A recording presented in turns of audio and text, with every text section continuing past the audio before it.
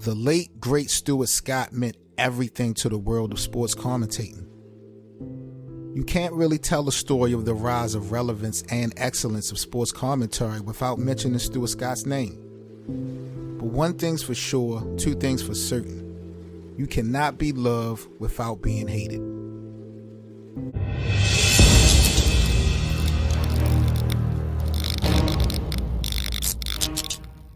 Stuart Orlando Scott, born in 1965 in Southside Chicago, grew up in North Carolina, graduating from the University of North Carolina at Chapel Hill. Matter of fact, isn't there another all-time great with some type of ties to Chicago and UNC Chapel Hill? It's the GOAT energy for me.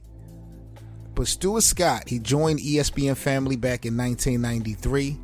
Now, he started on ESPN2 on a show called Sports Night, then later becoming an anchor on the sports show SportsCenter. Now, Stuart Scott covered it all, people. Like, he was really outside with it. Major League Baseball playoffs, the 1995 NCAA Final Four. He covered the NBA Finals from 97 to 2014. In 2002, Stuart Scott was named studio host for NBA on ESPN, and in 2008, he was named lead host for ABC. Scott also covered football, including on Monday Night Football. He did coverage when the show moved to ESPN in 2006.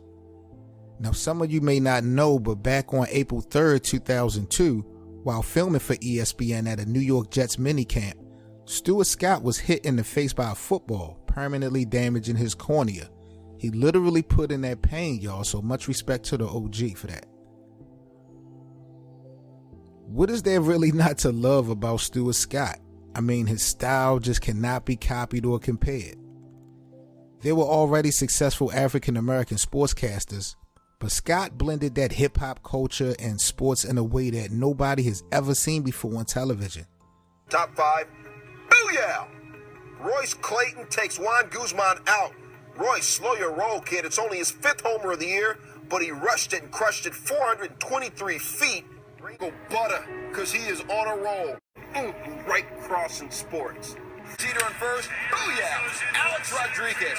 2nd homer in 7'1", 330-pound brother who strides up court like this after bringing down the house. Carl Lewis. At least Finney can sing.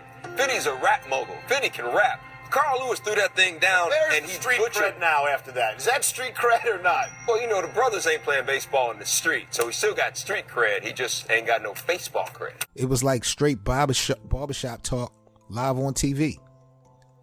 The ESPN directors, man, they ate this up because they knew Stuart Scott was speaking a different language, one that really appealed to the youth, particularly to the young African-American demographic.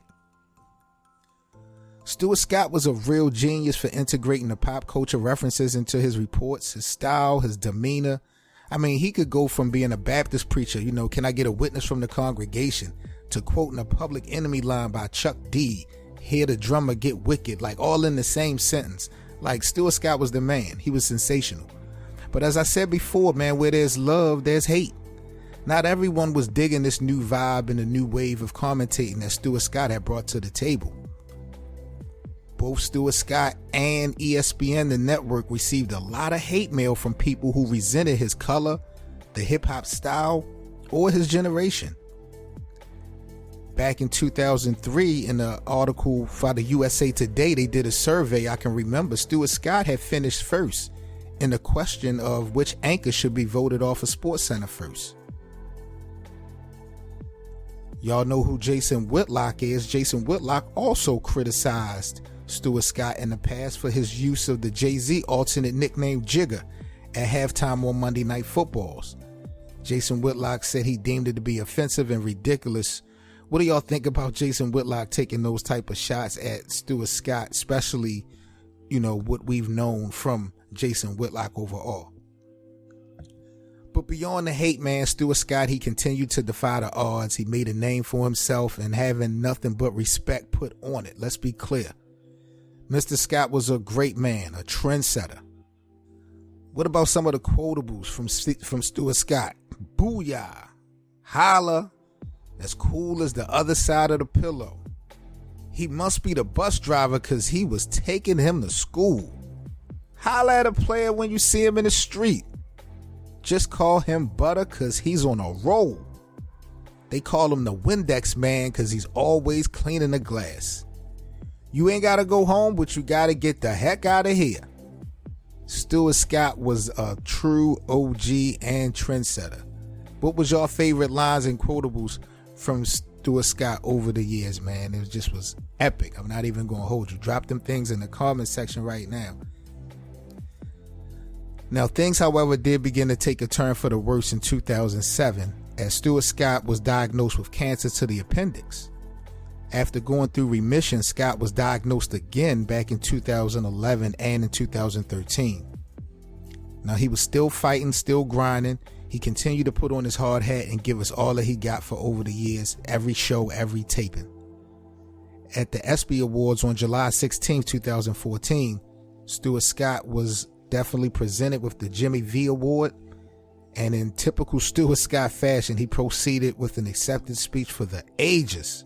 Y'all remember the quote?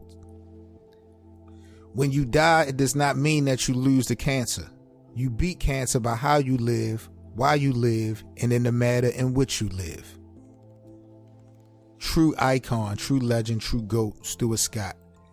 6 months later, tragedy hit, and on January the 4th, 2015, at the age of 49, in his home in Avon, Connecticut, the great Stuart Scott passed away.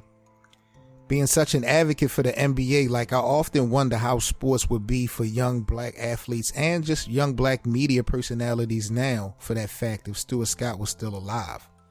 How much more trendsetters would we have in the game? How many people would have kind of branched off from that olive tree? I recently did a Mitchell report on Stephen A. Smith and his impact on black athletics, and it was kind of mind-blowing how many times people mentioned Stuart Scott's name. It was referenced in comparison, or rather in contrast, by the viewers, and how they were disappointed in the direction that people like Stephen A. Smith takes versus the angles and the delivery of Stuart Scott. Now, everybody is entitled to their own delivery and opinion, but what do y'all think? Do y'all think that the objective or the end game is the same when it comes to these two types of personalities? When it comes to the delivery of Stephen A. Smith versus the one of Stuart Scott? It's all right to have different styles. It's all right to have different paths, take different paths to get to the same destination. But do you think that the objective is the same as far as what Stuart Scott was trying to give and what Stephen A. Smith, for example, is trying to give? Y'all let me know, man, because it's up to y'all. But this is the Mitchell Report. I'm Seven Mitchell, man. I hope you guys enjoyed this video. If y'all are new to the channel, please subscribe. I thank you guys for all the new support, man. We definitely just hit over 3,000 subscribers on the channel. So thank you guys. Hit that like button if you enjoyed. I can't wait to read some of the comments. Rest in peace to the late, great Stuart Scott. The best to ever do it. Booyah. Y'all know the vibes, man. This is the Mitchell Report. I'm Seven Mitchell. Y'all stay safe. Have a good one. Peace.